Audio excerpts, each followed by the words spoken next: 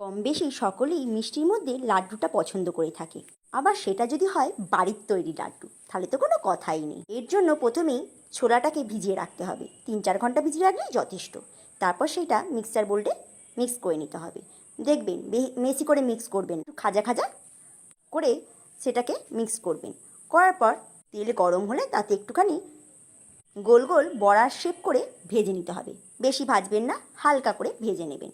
তারপর সেই ভাজাটাকে তুলে নিয়ে আবার মিক্সার বোর্ডে একটুখানি মিক্স করে নিন।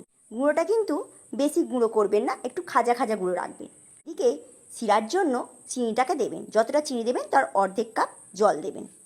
আর রঙের জন্য আমি একটু ফুড কালার আর দুটো এলাচ ইউজ করেছি। এদিকে আমার মিক্সারে সব কিছু গুঁড়োনাও কমপ্লিট, ওদিকে শিরাটাও কমপ্লিট। শিরাটা কিন্তু গরম গরম দেবেন না, শিরাটাকে অফ করবেন। গ্যাস অফ করার পর কিছুটাক্ষণ রাখবেন, তারপরে এই গুঁড়োটাকে তার মধ্যে মিশিয়ে দেবেন। হালকা হালকা করে মিশিয়ে দিন, ব্যাস রেডি হয়ে গেল আপনাদের ছোলার ডালের লাড্ডু। খেতে খুব সুন্দর, এবং এই লাড্ডুটার টেস্টটা পুরো মিহিদানার মতো লাগবে, বোঁদের মতো লাগবে। বোঝাই যাবে না যে মার্কেটের কেনা এটা লাড্ডু নয়, বাড়ির তৈরি লাড্ডু। শেষে আপনারা ড্রাই ফ্রুটস মেটাতে পারেন, যার যেরকম ভালো লাগে সেই সব ড্রাই ফ্রুটস মিটিয়ে নিতে পারেন। তো এমনিতেও খাওয়া যাবে, কোনো অসুবিধে নেই। ভালো লাগলে অবশ্যই লাইক